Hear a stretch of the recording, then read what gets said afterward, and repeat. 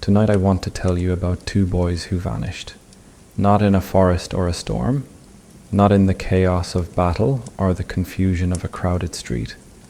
They disappeared from one of the most heavily guarded fortresses in England, a place where every entrance was watched, every visitor recorded, every movement tracked. They were princes, sons of a king, heirs to the throne, and one summer in 1483 they were simply gone. No official announcement, no burial record, no witness testimony. Just silence where two royal children used to be. For more than 5 centuries, historians have asked, what happened to the princes in the tower? Who was responsible? Are the bones found centuries later really theirs? And why does this mystery still haunt us? Breathe slowly. Let yourself settle into the question. Because tonight we're not going to solve this mystery. We're going to live inside it for a while. To understand not just what might have happened, but why we still care, and what this story reveals about power, childhood, and how history gets written by the people who survive. I'm standing outside the Tower of London in my mind. Not in daylight with crowds of tourists taking photos, but late at night when the city has gone quiet and you can almost hear the centuries layered beneath the present. The tower looks different at night. The stone walls that seem almost quaint in sunlight become something else. Witness to everything that happened here. Coronations and executions, prisoners and kings, and somewhere in these walls the memory of two boys who entered but never left. Let me walk you through this story slowly, with care, with respect for what we know and what we don't. Because the truth is, after all these centuries, we still don't have all the answers. And maybe that's the most honest thing I can tell you. To understand what happened in 1483, you need to understand the world those princes were born into. England had been tearing itself apart for decades. We call it the Wars of the Roses now, a romantic name for something brutal and exhausting. 2 branches of the royal family, the House of Lancaster and the House of York, fighting for the crown. Battles, betrayals, kings made and unmade. By the time Edward IV took the throne in 1461, people were tired. Tired of war, tired of uncertainty, tired of not knowing who'd be ruling them next year. Edward brought something the country desperately needed: stability. He was a capable king, tall, charismatic, militarily successful. He secured his position. He married, he had children. He built what looked like a dynasty. For more than 20 years, he ruled. And people began to relax, to believe maybe the worst was over. Maybe the throne would pass peacefully to his son. Maybe there would finally be continuity. And then, in April 1483, Edward IV died. The accounts suggest it was sudden. No long illness that gave the kingdom time to prepare, just absence. The king who'd held everything together was gone, and in his place was a 12-year-old boy, 12 years old. Think about that for a moment. What were you like at 12? Still figuring out who you were, probably. Still needing guidance, structure, adults who knew more than you did.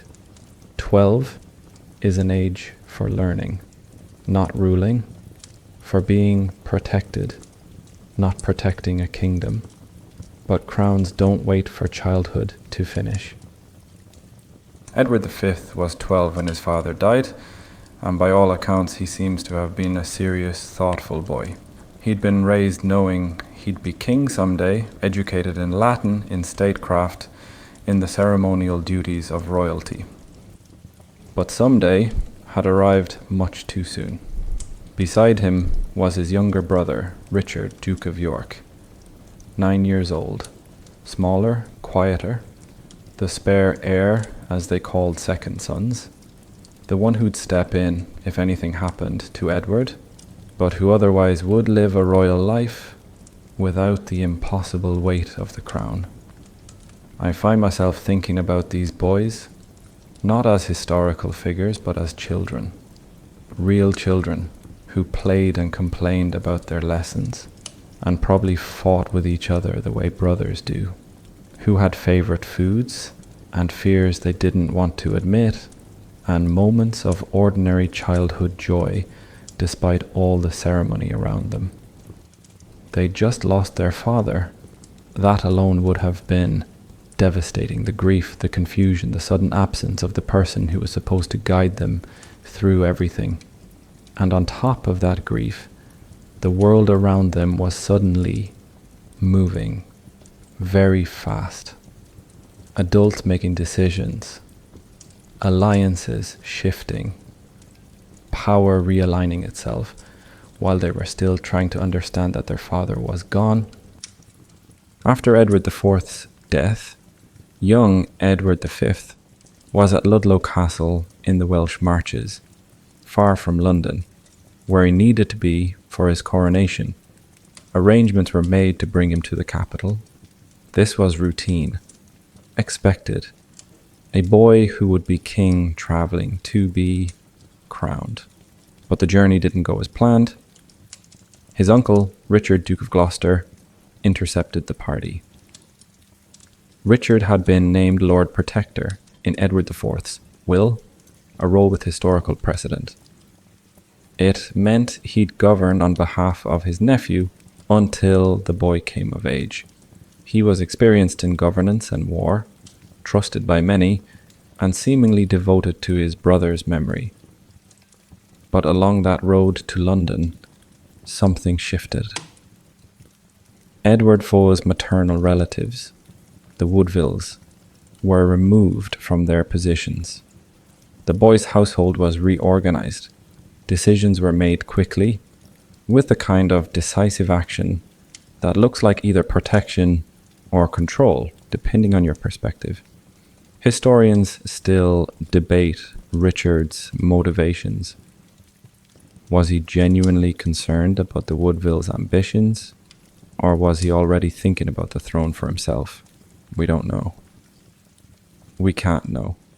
We can only watch the actions and try to understand what they meant. What we do know is that by late May, both boys, Edward and his younger brother Richard, were brought to the Tower of London. Now, here's what's crucial to understand. In 1483, this wasn't necessarily alarming. The Tower wasn't just a prison. It was a royal residence, a fortress, an armory, a treasury. Kings traditionally stayed at the Tower before their coronations. It was where you went to prepare for the ceremony, to put on the symbolic weight of the crown. So when the princes entered the Tower, it wouldn't have seemed like a disaster. Not yet. It would have seemed like the next step in Edward's journey to becoming king. They entered as princes, expected, protected, waiting their moment. Nobody knew they would never leave. Let me describe the Tower to you as it would have been in 1483, because the reality is different from the grim fortress of our imagination. Yes, it was a place of confinement, but also of daily life. Guards changing shifts at regular hours, servants moving through corridors carrying linens and firewood and meals, messengers arriving with news from the rest of the kingdom.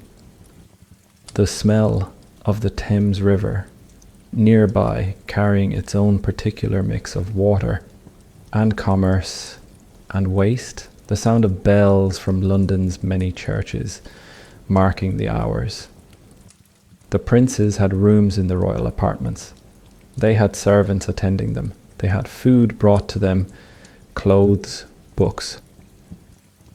For a while, according to contemporary accounts, people saw them, playing in the gardens, appearing at windows, practicing archery in the yard, living something that looked like a royal childhood, just contained.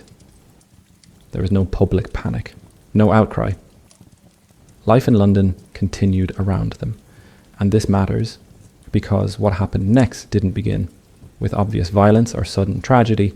It began with normality, gradually becoming strange, with sightings becoming less frequent, with questions that nobody seemed to answer. While the boys waited in the tower, Parliament was busy. Questions were raised about their legitimacy, about whether Edward IV's marriage to their mother, Elizabeth Woodville, had been valid. There were claims of an earlier betrothal Edward had made, which, if true, would have made his later marriage bigamous and his children illegitimate. These weren't new accusations. Whispers about Edward's marriage had circulated before, but now suddenly they became politically useful. Parliament declared the boys illegitimate. Officially, legally, they were no longer princes, no longer heirs. The crown passed to the next legitimate male heir, Richard, Duke of Gloucester. He was crowned Richard III on July 6th, 1483. And here's where the story darkens. The boys didn't appear at the coronation. They weren't paraded before the public. They weren't formally presented as the king's nephews who would now live under his protection. They simply weren't there. Reports of sightings at the tower became less frequent, then rare, then stopped altogether. When exactly? We don't know. Summer of 1483 is the best historians can say. Sometime between July and September, the princes were last reliably seen.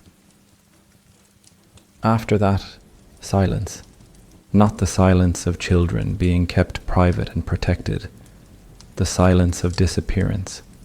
Of something that needs to be explained but isn't. Of a question nobody in power wanted to answer. There's a particular quality to historical silence. It's different from gaps in the record caused by lost documents or accidental destruction. This silence feels deliberate. It feels like the shape of something removed. In medieval and Tudor England, major royal events were documented. Births, deaths, marriages, coronations, all recorded, announced, made official. Even executions of royals were typically documented. Not necessarily with full transparency, but noted, acknowledged, explained in whatever way served the current power. Here there was nothing. No official announcement, no burial record, no public acknowledgement that anything had changed. The boys just weren't there anymore. Whispers started almost immediately. Rumors spread through London and beyond.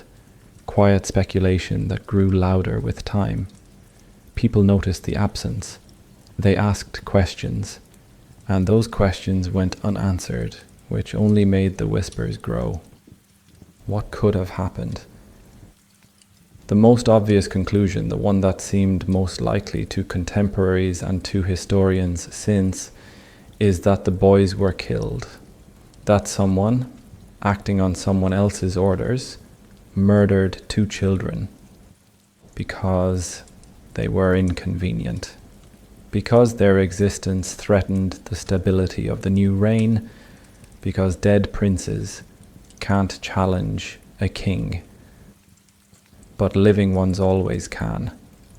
But who gave that order? And when? And how exactly did it happen? We don't know.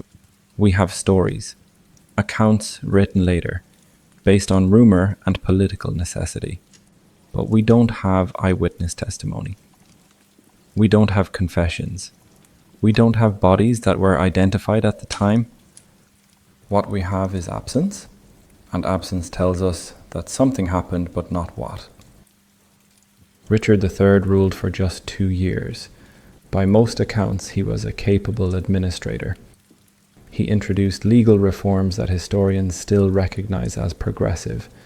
He worked to establish stability in the kingdom. He had his own son officially recognized as heir, but he was never fully accepted. The question of the princes hung over his reign like a shadow. People wondered, people whispered, and some people actively plotted against him. In August 1485, Henry Tudor, a distant claimant to the throne who'd been living in exile, invaded England. He landed in Wales with a small army and began marching inland, gathering support as he went. Richard met him at Bosworth Field. The battle was brief. Richard fought bravely. Accounts agree on this. But he was betrayed by allies who switched sides at the crucial moment. He died in the fighting, the last English king to die in battle. The crown was placed on Henry Tudor's head, right there on the battlefield. He became Henry VII, founder of the Tudor dynasty, and with Richard's death, the chance to know what really happened to the princes died too. If he had ordered their deaths, he never confessed. If he knew what became of them, he never said. The silence became permanent. Here's something crucial to understand about history. It's written by the people who survive. And survivors have reasons to shape the story in particular ways. Henry VII needed to justify his claim to the throne. He needed to delegitimize Richard III. And one of the most effective ways to do that was to present Richard as a monster, specifically as someone who murdered innocent children to steal a crown. Enter Thomas More. In the 1510s, decades after the events, Thomas More wrote The History of King Richard III.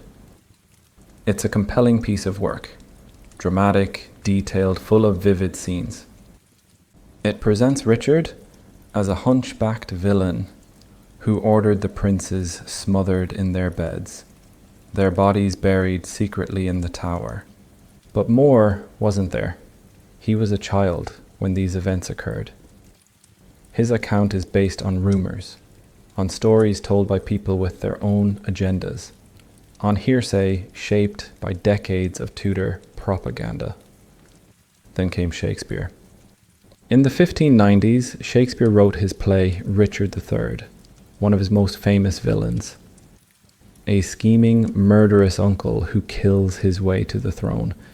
It's brilliant theatre, but it's not history. It's political drama written to please the descendants of the people who defeated Richard. These accounts shaped how people understood the story for centuries.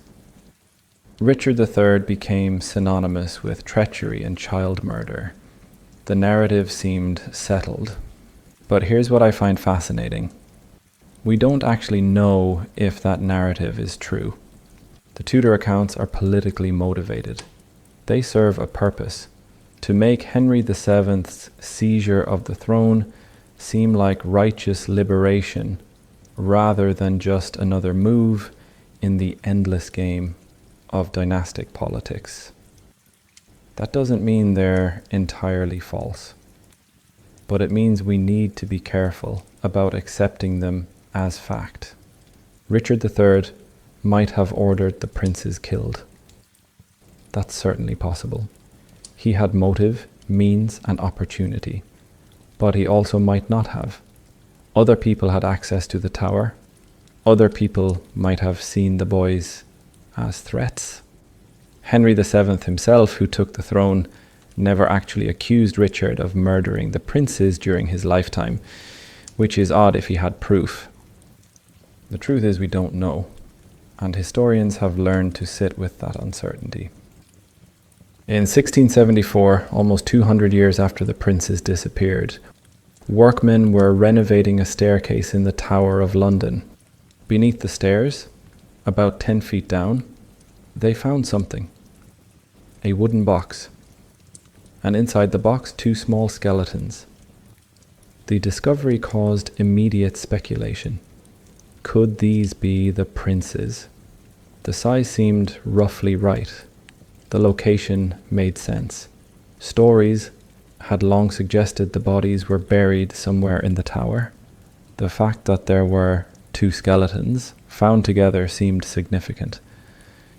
King Charles II ordered the remains removed and reburied with honour in Westminster Abbey, in a marble urn designed by Christopher Wren. There's an inscription identifying them as Edward V and his brother Richard. But here's the thing. They were buried in 1674 based on assumption, not evidence. Nobody at the time had the tools to verify whose bones these were. They seemed like they could be the princes, so they were treated as the princes. In 1933, the remains were briefly examined. Medical experts looked at the bones and concluded they belonged to 2 children, roughly the right ages. But the examination was limited. By modern standards, it was superficial, and it raised as many questions as it answered. Were these really the princes? Or were they other children, possibly even from a different century entirely? The tower had a long history. Many people died there. Without DNA testing, we can't know for certain. And here's where the story becomes ethically complicated. Modern science could potentially answer this question. DNA testing has become increasingly sophisticated. We have genetic material from known relatives of the princes. We could theoretically test the bones in Westminster Abbey and determine if they're related to the right families. So why hasn't it been done? Several reasons. First, the remains are fragile, any testing risks damaging them. The bones have been buried twice, examined once, and kept in an urn for centuries. They're not in perfect condition. Second, there are ethical concerns. These are human remains, possibly of children who died traumatically. Some people argue they deserve to rest undisturbed. That dignity matters more than curiosity. Third, the Church of England has custody of the remains, and they've been reluctant to permit testing. They argue that the bones were given Christian burial and should remain at rest. They worry about setting a precedent. If we can dig up and test royal remains whenever we want answers, where does it stop? Fourth, and this is where it gets really interesting, historians disagree about whether testing would actually settle the question. Let's say the DNA confirms these are Edward V and Richard, Duke of York. That tells us they died. It doesn't tell us when, how, or by whose order. It doesn't tell us if they were killed deliberately or died of illness. It doesn't point to Richard III or Henry VII or anyone else as responsible. Let's say the DNA proves these aren't the princes. Then we're back where we started, wondering what happened to them, where they really are, whether they're buried somewhere else in the tower or were moved or were hidden in some way we haven't imagined. Some questions, even when answered, don't resolve the mystery, they just shift it. Not all historical problems have solutions we'd recognize as solutions. Sometimes the best we can do is understand the question better. In 2012, something extraordinary happened that's relevant to our story. Archaeologists digging in a parking lot in Leicester, searching for the remains of a medieval friary, found a skeleton The body showed signs of severe scoliosis, curvature of the spine, and had suffered violent trauma, multiple wounds to the skull, consistent with death in battle. DNA testing confirmed what seemed almost impossible. This was Richard III, the last Plantagenet king, killed at Bosworth Field in 1485, buried hastily, and then lost for more than 500 years. His gravesite had been forgotten, built over, paved, and yet there he was. The discovery taught us several things. First, that Richard really did have a physical condition that affected his spine. Though not the grotesque hunchback of Tudor propaganda, it would have been visible, but not disabling. He fought in battles. He rode horses. He ruled. The condition was manageable, though it probably caused him pain. Second, that he died violently. The injuries to his skull are brutal, hacking wounds from weapons, delivered with force. Someone wanted him very dead. Third, that his body was treated with some respect after death, buried properly, if hastily, rather than desecrated or thrown in a river, as some accounts suggested. But here's what the discovery didn't tell us: whether he ordered the deaths of his nephews. Finding Richard III's body, confirming his identity, understanding his physical condition, none of that answers the central question about the princes. The DNA didn't carry a confession. The bones didn't reveal his orders or his conscience. What it did do was remind us how much history can surprise us, how what we think we know can be incomplete, how evidence can hide for centuries and then emerge, how carefully we need to hold our certainties. You might be wondering why this story still matters, why we're still talking about two boys who disappeared more than 500 years ago. Part of it, I think, is the human element. These were children. Whatever happened to them wasn't their fault. They didn't choose to be born into the royal family. They didn't ask for the crown. They were just boys, caught in the machinery of adult politics, used, threatened, and ultimately destroyed by forces they couldn't control. There's something deeply disturbing about that, about innocence crushed by power, about children becoming disposable when they're inconvenient. But there's more to it than that. The story of the princes in the tower is really a story about how history works, about how narratives get constructed by the people with power to tell them, about how truth becomes slippery when witnesses die and records disappear and everyone who survives has a reason to lie. It's about how we can know that something happened. Two boys disappeared without being able to prove how or why or by whose hand. About living with uncertainty in a culture that desperately wants closure and answers and someone to blame. It's about the ethics of investigation, whether we should disturb the dead in pursuit of knowledge, whether some questions deserve to remain questions. And it's about power itself. How it moves quietly, how it protects itself, how it removes obstacles, and how the most powerful people are often the ones whose actions leave the fewest traces. I think about those boys sometimes, not as historical figures or political pawns, but as real children who existed. Edward, 12 years old, trying to be serious and kingly while grief and confusion swirled around him, wanting to do right by his father's memory, wanting to be a good king someday, maybe scared but trying not to show it.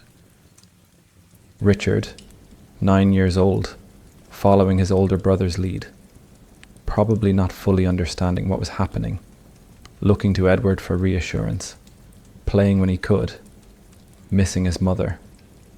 At some point, they must have started to understand that something was wrong, that the coronation wasn't coming, that the adults around them were nervous, that the questions they asked weren't being answered. Did they know, at the end, what was about to happen? Or did death come as a surprise? We'll never know. But I think we remember them, not just because they were princes, but because they represent every child who's ever been caught in something larger than themselves. Every kid who's been used as a pawn in adult conflicts. Every innocent life extinguished because they were inconvenient to someone's plans. Their story refuses to let us forget that power operates on the vulnerable, that institutions protect themselves at the expense of individuals, that sometimes children pay for their parents' ambitions with their lives. I'm walking away from the tower now, in my mind. The stones don't offer answers. They hold their silence the way they've held it for centuries. The Thames flows past, indifferent, carrying its water to the sea, the way it has for millennia. London breathes around us, modern, electric, alive with light and sound. But underneath all that, the questions remain. What happened to the princes in the tower? Maybe Richard III ordered their deaths, maybe someone else did. Maybe they died of illness and were buried secretly to avoid questions. Maybe they were moved somewhere else and lived under different names, though that seems unlikely. Maybe the bones in Westminster Abbey are theirs. Maybe they're not. Maybe we'll never know. And you know what? That's okay. Not every mystery demands a solution. Not every question deserves an answer. If getting that answer means violating the dignity of the dead, sometimes the best we can do is acknowledge uncertainty. Hold the complexity. Refuse easy answers that make us feel better, but aren't supported by evidence. History isn't always a story with a clear ending. Sometimes it's just, this happened, and then we're not sure, and then silence. Tonight, you don't need to solve anything. You don't need to decide who was guilty, or what really happened, or whether testing the bones would be right or wrong. You can just let the story exist, let the question rest. Let the tower keep its secrets for another night, while you find your own rest. Breathe slowly, let the images settle. Stone walls and river water, two boys playing in a garden that doesn't exist anymore. The weight of a crown that was never worn. The echo of footsteps that have long since faded. History holds what we cannot. Sleep holds what history cannot. Rest now. Good night.